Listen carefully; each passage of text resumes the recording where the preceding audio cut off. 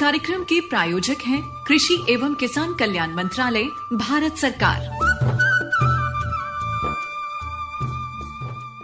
100.1 megahertz पर आप सुन रहे हैं आकाशवाणी का FM गोल्ड चैनल और ये वक्त होता है कार्यक्रम किसान की बात का, जिसे लेकर हाजिर हैं मैं मीनाक्षी और मैं हूं आपके साथ अरविंद। स्वागत है एक बार फिर से आप सभी का। और जैसा कि हम हमेशा लेकर आते हैं खास विषय आपके लिए, जिससे कि किसान भाइयों की आमदनी दुगनी हो, उनकी फसल बेहतर हो और सभी विकास करेंगे। किसान विकास करेंगे तो ही देश भी विकास करेगा। किसानों के साथ साथ देशवासियों के लिए भी सबसे महत्वपूर्ण होता है वो है हमारा स्वास्थ्य, क्योंकि जब स्वास्थ्य आप रहते हैं तो सब कुछ सही रहता है। तो हमारा आज का विषय स्वास्थ्य से जुड़ा हुआ है। बिल्कुल, और अरविंद ने जैसा कि बताया विषय हमारे स्वास्थ्य से जुड़ा हुआ है, तो हम आपको बता दें कि आज हम बात करेंगे औषधीय पौधों के बारे में, जिसमें खास तौर पर हम बात करेंगे अश्वगंधा की।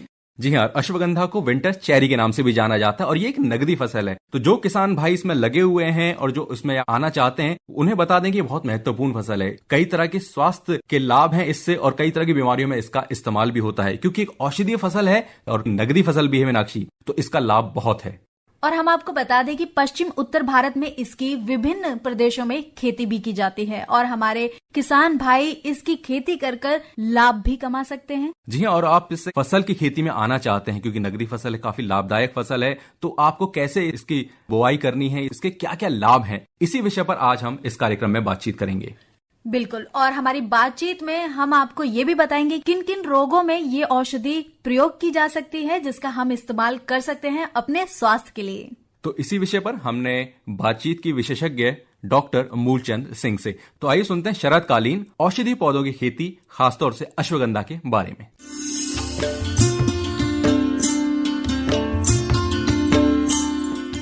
किसान की बात कार्यक्रम में आप सभी का स्वागत है। मैं आपके साथ प्रीति और हमारे साथ स्टूडियो में विशेषज्ञ बिल्कुल बात करेंगे, लेकिन उससे पहले आपके लिए एक प्यारी सी बात। आप हमसे जुड़ना चाहते हैं, आप अक्सर कहते हैं, तो बहुत ही सरल सा माध्यम है हमसे जुड़ने का। kkbongold@gmail.com पे आप हमें मेल कर सकते हैं और अपनी बात हम तक रख सकते हैं। ये वादा हमारा रहा कि बिल्कुल आपकी बात, आपके प्रश्न को हम अपने कार्यक्रम में शामिल जरूर करेंगे। और आज हमारे साथ स्टूडियो में डॉक्टर मूलचंद है। डॉक्टर साहब, बहुत बहुत स्वागत है आपका। धन्यवाद मैडम। और डॉक्टर साहब, जब स्टूडियो में आते हैं तो अक्सर हम यही सोचते हैं कि कौन सा औषधीय पौधा लिया जाए। बिल्कुल डॉक्टर साहब जी, बिल्कुल। और अक्सर हम बात भी करते हैं, और एक बार तो बहुत ही रेयर पौधे की आपने बात की थी, अगर आपको याद हो तो। कौन सा पौधा था वो जो बहुत ही कम मिलता है, एक घास के जैसे होता है, जिस पर आपने चर्चा की थी? अच्छा, पार्थेनियम पर, है ना? एक बार बहुत पहले डॉक्टर साहब ने पार्थेनियम पर बात की थी और बहुत ही रेयर पौधा है ये, और उसके बारे में बहुत सारी बातें डॉक्टर साहब ने बताई थी। लेकिन अभी चूंकि मौसम सर्दियों का है, तो हम शरद ऋतु में जो भी औषधीय पौधे होते हैं उस पे चर्चा करना चाह रहे थे। लेकिन आज हम सोच रहे थे डॉक्टर साहब की अश्वगंधा पे बात करते हैं, क्योंकि अश्वगंधा को हम हर रूप में लेते हैं, तो कैसा रहेगा?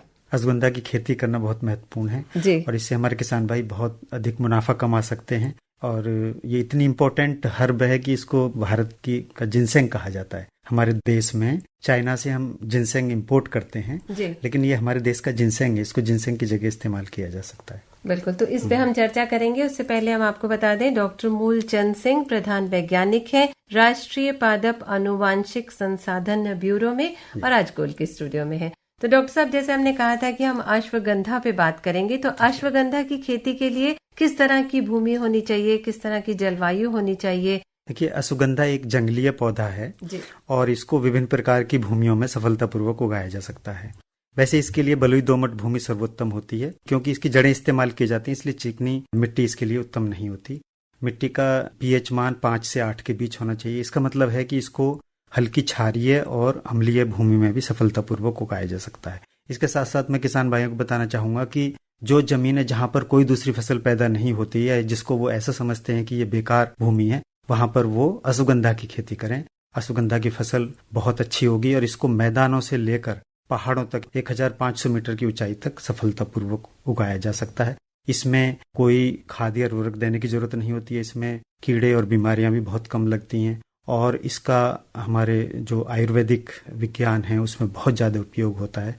तो किसानों को मैं सलाह दूंगा कि वो इसकी खेती जरूर करें। तो जैसे कोई भी और उपज हमारे किसान भाई ले रहे हैं, तो उसके साथ साथ ये औषधीय पौधा भी वो ले सकते हैं ना, अश्वगंधा?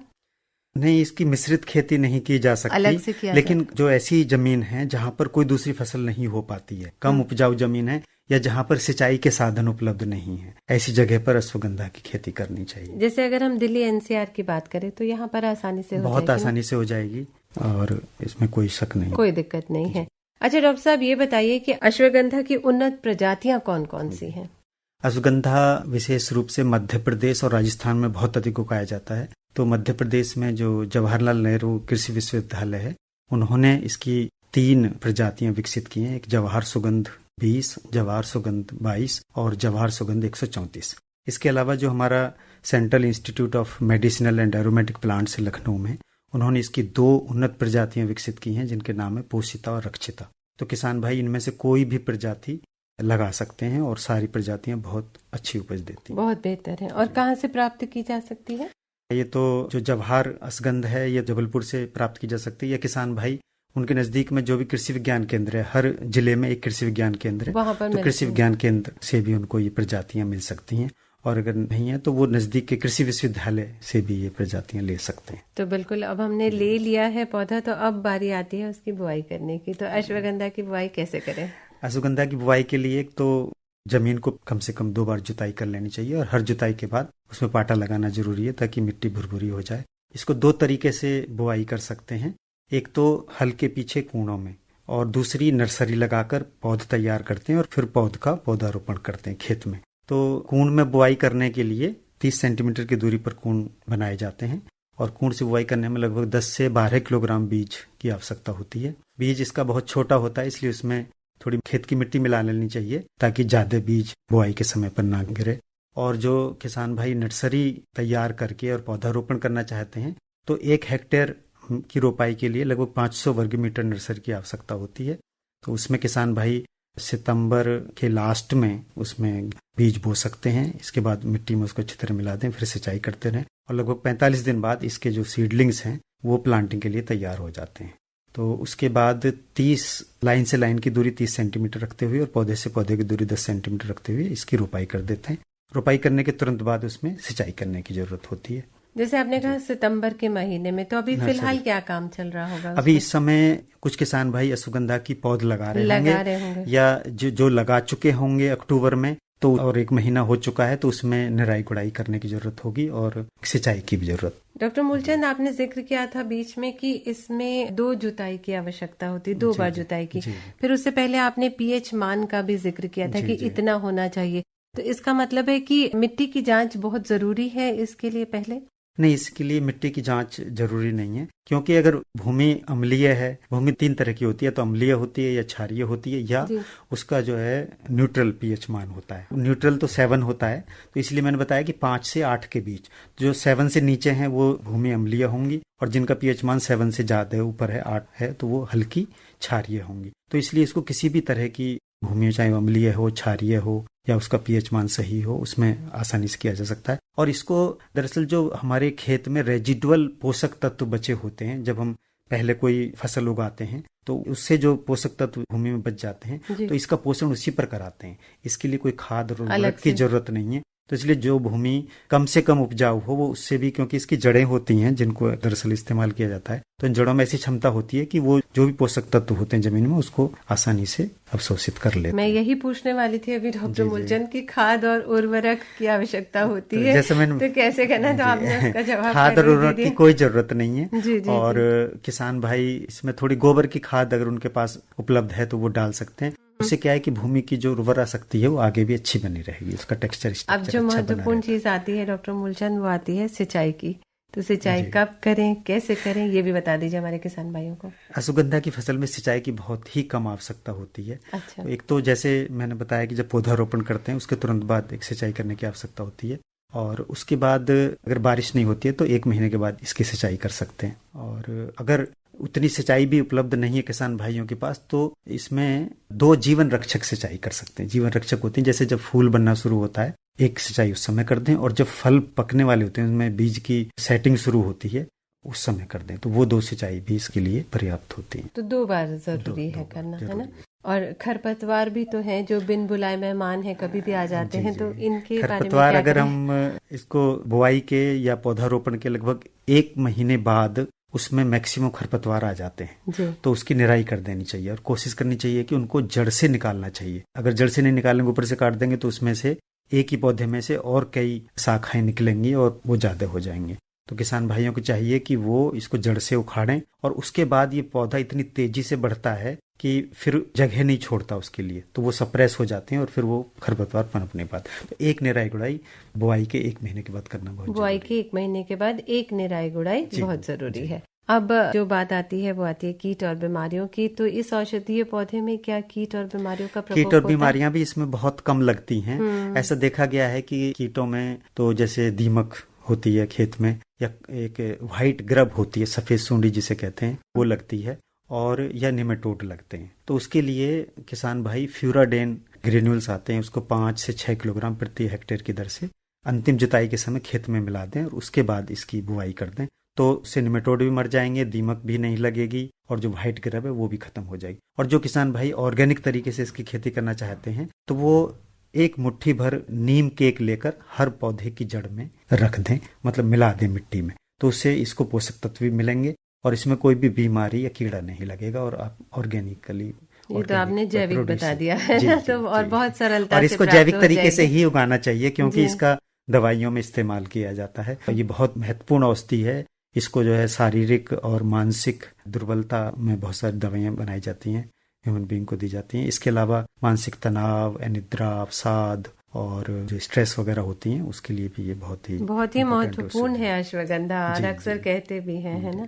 बिल्कुल। तो अब जो मैं आपसे बात पूछना चाह रही थी वो ये कि फसल की कटाई कब करें और कैसे करें, ये भी बता दीजिए। अश्वगंधा की फसल में 15 जनवरी के आसपास फूल आने लगते हैं और उसके बाद फल आते हैं। तो इस प्रकार ट्रांसप्लांट के लगभग 6 महीने के बाद ये फसल तैयार हो जाती है। तो एक तो यह है कि जब फूल और फल आए तो इसमें सिंचाई करने की आवश्यकता है, और जब उसकी पत्तियां पीली पड़ जाती हैं और पत्तियां झड़ने लगती हैं तो इसकी खुदाई एक्चुअली करते हैं, क्योंकि इसकी जड़ें इस्तेमाल होती हैं और बीज भी एकत्र, ज्यादातर जड़ें इस्तेमाल होती हैं औषधि के रूप में। तो खुदाई करने से 1 सप्ताह पूर्व इसमें हल्की सिंचाई कर देनी चाहिए, और उसके 1 सप्ताह बाद पूरी जड़ से इसको प्लांट को अलग कर लेना चाहिए, और उसके बाद इसकी जड़ को अलग किया जाता है, और जो बीज है ऊपर वाले पोर्शन में जो बीज होता है उसको अलग कर लिया जाता है। तो जड़ों की ग्रेडिंग भी की जाती है? जड़ों की ग्रेडिंग की जाती है, और ग्रेडिंग के हिसाब से उनका बाजार में भाव भी मिलता है। तो इसकी 4 तरह से ग्रेडिंग करते हैं। एक तो जो सबसे अच्छी मानी जाती है वो होती है कि जो बिल्कुल सफेद रंग की जड़ हो और जिसकी लंबाई 7 सेंटीमीटर हो, और जिसका डायमीटर, व्यास जिसे कहते हैं, वो लगभग 1.5 सेंटीमीटर का, वो सर्वोत्तम ग्रेड में आती है। ए ग्रेड कहते हैं। ग्रेड। हाँ। और दूसरी होती है उत्तम, और बी ग्रेड भी कहते हैं। उसमें यह है कि लंबाई 3 से 4 सेंटीमीटर होती है और उसका डायमीटर कुछ कम होता है, 1 सेंटीमीटर के करीब। और तीसरी होती है जिसकी लंबाई 3 से 4 सेंटीमीटर होती है और डायमीटर लगभग 1 सेंटीमीटर होता है, तो उसको कहते हैं मध्यम ग्रेड या सी ग्रेड। और फिर बचती है डी ग्रेड या निम्न ग्रेड वाली। तो उसमें होता है जो सबसे छोटी वाली जड़ें बच जाती हैं, बाकी बची हुई जड़ें वो सारी निम्न ग्रेड में आती हैं, ग्रेड सी में। और इसकी उपज लगभग कितनी होती है? इसकी उपज की जो फ्रेश जड़ें हैं वो 1 हेक्टेयर से लगभग 8 से 10 कुंटल होती हैं, जो सूखने के बाद 4 से 5 कुंटल रह जाती हैं। और इसके अलावा 50 से 75 किलोग्राम प्रति हेक्टेयर बीज भी प्राप्त होता है। और जो सबसे महत्वपूर्ण बात चलते चलते कि लाभ कितना होता है? लाभ किसान को अश्वगंधा की फसल लेने से उनको 50 से 60 हजार प्रति हेक्टेयर का लाभ हो सकता है। और मैं किसान भाइयों को सलाह देना चाहूंगा कि वो जब अश्वगंधा की खेती करें तो जो भी आयुर्वेदिक दवाइयां बनाने वाली कंपनियां हैं उनके साथ एग्रीमेंट कर लें, हाँ। एग्रीमेंट करें, और उससे उनको और भी ज्यादा मुनाफा हो सकता है। बिल्कुल बहुत सही कहा आपने। तो ये आखिरी बात जो आपने कही है बहुत महत्वपूर्ण है, और इसके बारे में सोचा जा सकता है, और बहुत ज्यादा मेहनत भी नहीं है, लेकिन उपज बहुत अच्छी होती है। तो किसान भाई इस दिशा में सोच सकते हैं। तो डॉक्टर मूलचंद, आपका बहुत बहुत धन्यवाद करना चाहेंगे स्टूडियो में आने के लिए। मेरा सौभाग्य। और अब प्रीति आपसे चाहती है इजाजत। नमस्कार।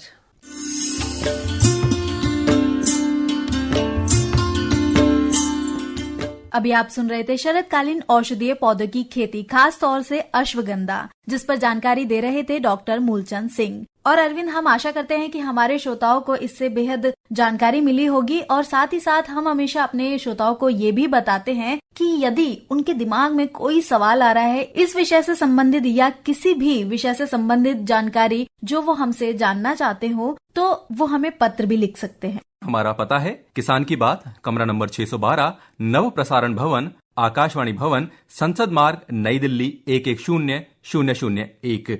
अरविंद, कार्यक्रम में हमने जानकारी भरी बहुत सारी बातें की, पर अब कहीं ना कहीं मुझे लगता है हमें मिट्टी की खुशबू खींच ही लेती है। जी हाँ, और जब हम मिट्टी की खुशबू की बात करते हैं तो तरह तरह की खुशबुएं हमें मिलती हैं। हर मिट्टी की एक अपनी खुशबू है, उसका एक रंग है, उसकी एक संस्कृति है, उसका एक अपना गीत भी है। और उन्हीं विभिन्न रूपों में से एक रूप में आइए हम आपको लिए चलते हैं। तो बताइए अरविंद, आज क्या सुनना चाहेंगे आप? जी हाँ, आइए चलते हैं राजस्थान की धरती और सुनते हैं एक राजस्थानी लोकगीत। वो बुझारे पर जावत धनस दरे, हो बुझारे पर जावत धनस दरे, हो बुझारे पर जावत धनस दरे।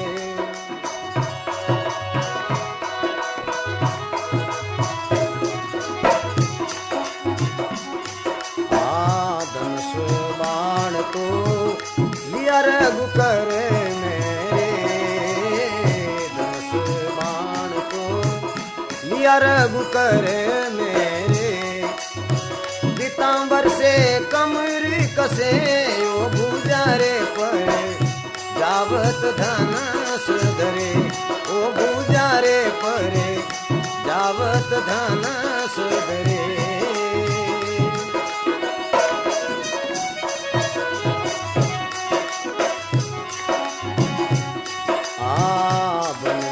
जाय हर ने मारी ताड़ी कारे, वन में तू जाय हर ने मारी ताड़ी कारे।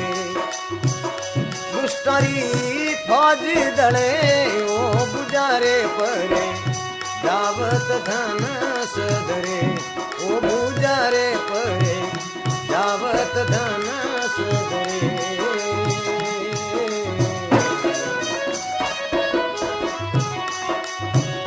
जावत धनुष धरे ओ भुजारे परे जावत धनुष धरे, ओ भुजारे परे जावत धनुष धरे।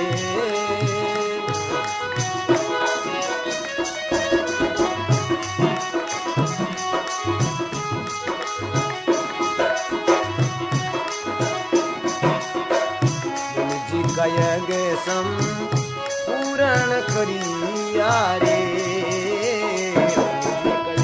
सम पूरण करिया रे। शरण से अहेल्या तिरे ओ बुझारे परे जावत धनस धरे, ओ बुझारे परे जावत धनस धरे।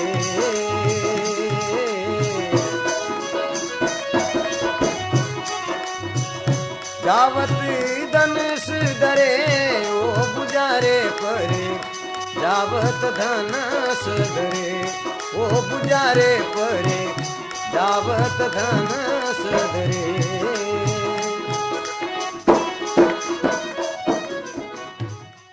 कार्यक्रम की शोभा बढ़ा देते हैं हमारे ये लोकगीत, और साथ ही साथ जैसा कि हमारे कार्यक्रम की एक और शोभा है हमारे किसान मित्र, उनके बिना हमारा कार्यक्रम अधूरा सा लगता है। तो आइए सुनते हैं हमारे किसान मित्र से हुई बातचीत। और अब किसान की बात हम सब के साथ। अपना नाम बताइए। मेरा नाम किशोरी लाल है। किशोरी लाल जी हाँ। ये बताइएगा, आपने यहाँ पे सब्जियाँ लगा रखी हैं, कौन कौन सी ये सब्जियाँ हैं? ये इसमें सब्जी है, भिंडी है, करेला है, लौकी है और बैगन है जी, और धनिया है, यही सब्जी लगा है। प्याज लगा रखी, प्याज, लहसुन। अच्छा जी, ये बताइए, अगर हम बात करें लहसुन की, ये कब लगाए लहसुन? ये लहसुन कौन से महीने में? लहसुन तो जो है सर्दियों में लगाया जावे, और बैगन भी सर्दियों में लगाया जावे, और ये गाजर भी, ये धनिया भी सर्दियों में बोई गई थी। अब लौकी और करेला, भिंडी लगाई गई है। ये कौन से महीने तक चलता है? ये जून जुलाई तक। अच्छा, ये बताइएगा, आप इनकी देखरेख कैसे करते हैं? जैसे निराई गुड़ाई की बात करें, अब इनकी घास वास निकालनी पड़े, पानी लगाना पड़े, निंदाई करनी पड़े, और 1 महीने के बाद 2-3 दिन में पानी लगाना पड़ेगा अब। अच्छा जी, क्योंकि गर्मी ज्यादा पड़ती है ना, तो 2-3 दिन बाद पानी लगाया जावे। अच्छा, ये बताइए, जो कीड़ा अगर आ जाता है तो उसकी हाँ, तो इसमें दवाई आती है, उसका छिड़काव करना पड़ता है। चलिए, बहुत बहुत शुक्रिया।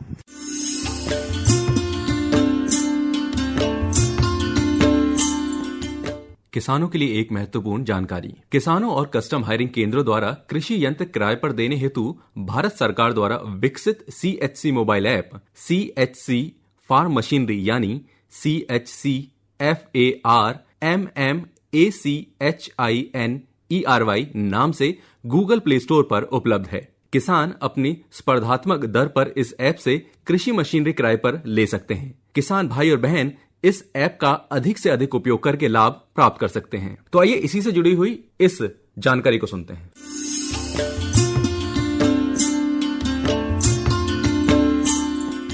दोस्तों, जैसा कि आप सभी जानते हैं कि भारत सरकार समय समय पर नई नई योजनाएं और नीतियां लाती रहती हैं जिससे किसानों का लाभ हो, उनकी आय दोगुनी हो। और जैसा आप जानते हैं कि प्रधानमंत्री जी का सपना है कि 2022 तक किसानों की आय दोगुनी होनी चाहिए। तो इसी सिलसिले में आइए सुनते हैं ये जानकारी।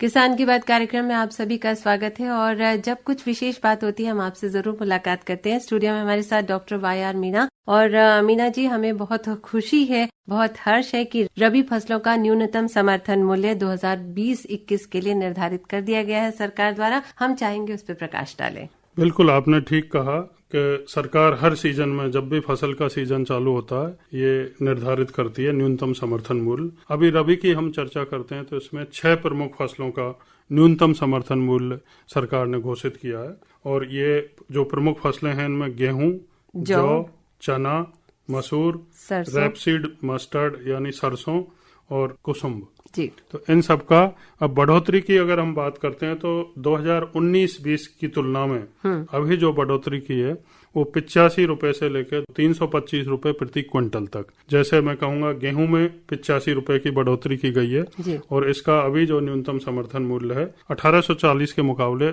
1925 रुपए किया गया है। जौ का 1440 रुपए होता था पहले, उसको 1525 रुपए किया गया है। इसमें भी 85 रुपए की बढ़ोतरी की गई है। चना 4620 रुपए था 2019-20 में, उसको 4875 रुपए किया गया, यानी 255 रुपए प्रति क्विंटल की बढ़ोतरी है जी। और मसूर में 4475 रुपए था पहले इसका न्यूनतम समर्थन मूल्य, 4800 रुपए किया गया है और इसमें जो बढ़ोतरी है 325 रुपए प्रति क्विंटल की गई है। उसी तरीके से सरसों 4200 रुपए था जिसको 4425 रुपए किया गया है, 225 रुपए प्रति क्विंटल की इसमें भी बढ़ोतरी की गई है। कुसुम में 4945 रुपए था पहले जिसको 5215 रुपए यानी 5215 रुपए किया गया है और 270 रुपए प्रति क्विंटल की बढ़ोतरी की गई है। तो कहने का मतलब काफी अच्छी खासी बढ़ोतरी। बिल्कुल, 19-20 के मुकाबले हम कह सकते हैं कि 20-21 में जो मूल्य निर्धारित किए गए हैं वो किसान भाइयों के लिए बहुत फायदेमंद है। हाँ। तो डॉक्टर मीना, आपका बहुत बहुत धन्यवाद करना चाहेंगे स्टूडियो में आने के लिए। आपका भी धन्यवाद। प्रीति आपसे चाहती है इजाजत, नमस्कार।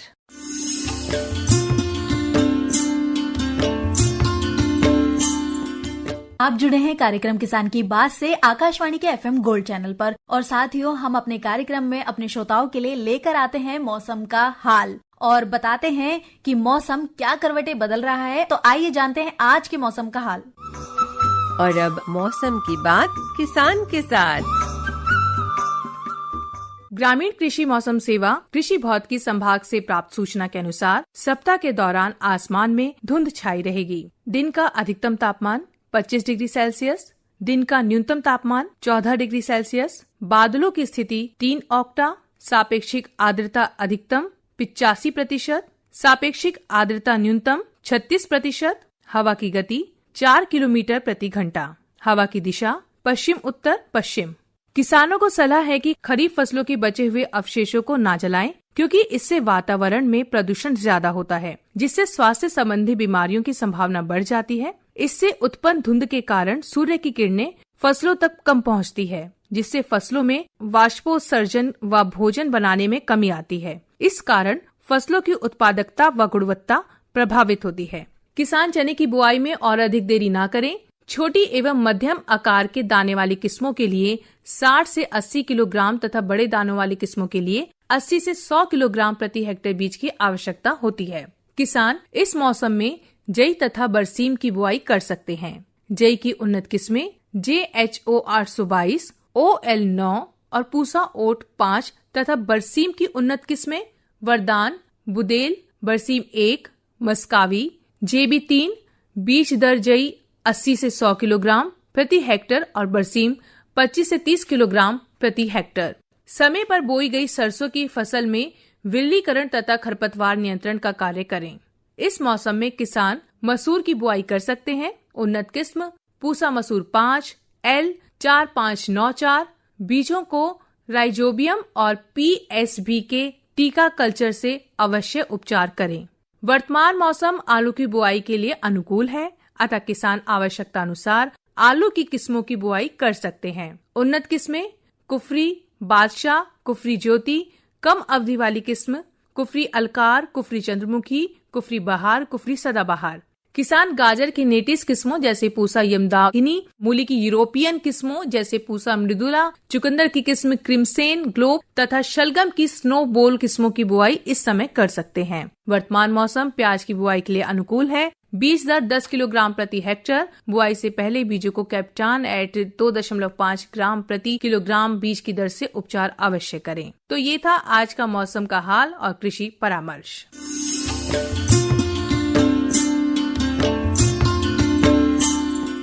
तो अभी आपने जाना मौसम का हाल, और बदलता मौसम फसलों पर भी असर डालता है, बाजार भाव पर भी असर डालता है, और बाजार भाव डालते हैं असर हमारे किसान भाई और बहनों पर। तो क्या है आज का बाजार भाव, आइए जानते हैं।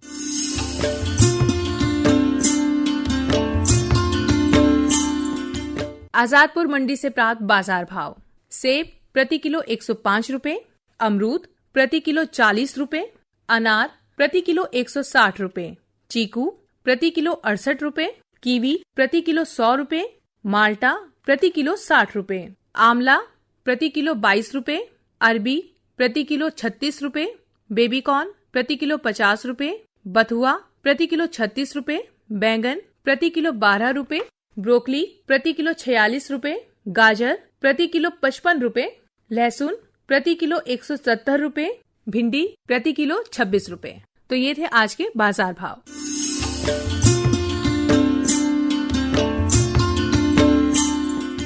किसान की बात कार्यक्रम में आपसे विदा लेने का तो समय हो ही चुका है, लेकिन चलते चलते आपको बताना चाहेंगे क्यों, कब और कैसे करें जैविक खेती। जी हमारा कल का विषय है और स्टूडियो में हमारे साथ होंगे डॉक्टर दिनेश और ये लाइव फोन इन है। आपको पता है आपको हमें कॉल करना है, हमारे नंबर्स हम बिल्कुल आपको स्टूडियो में बताएंगे और इसके अलावा आप हमें संदेश भेजकर भी अपना प्रश्न पूछ सकते हैं।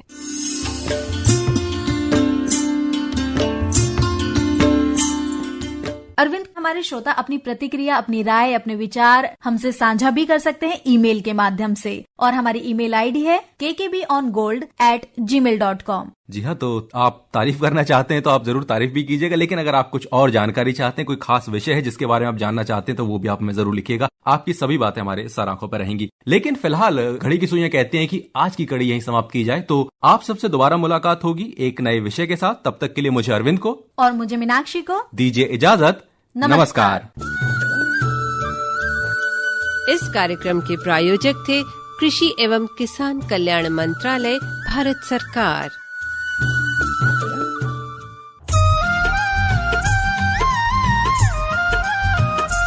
ऐसी नई नई तरकीबें अब हमको हैं चुननी, ऐसी नई नई तरकीबें अब हमको हैं चुननी। लक्ष्य हमारा हर किसान की आमदनी दुगनी, लक्ष्य हमारा हर किसान की आमदनी दुगनी। ऐसी नई नई तरकीबें अब हमको है चुननी। और श्रोताओं, अब वक्त होता है समाचारों का।